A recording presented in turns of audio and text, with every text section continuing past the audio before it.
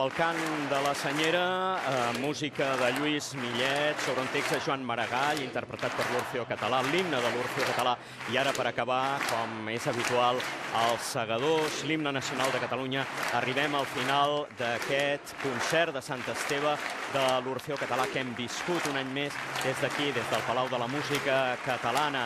Ha estat un concert, com heu vist, vibrant, que s'ha acabat amb els crits de llibertat, amb els crits d'independència, amb les estelades. També ens ha sorprès aquesta pancarta de Tsunami Democràtic des de les galeries de l'Orgue del Palau de la Música.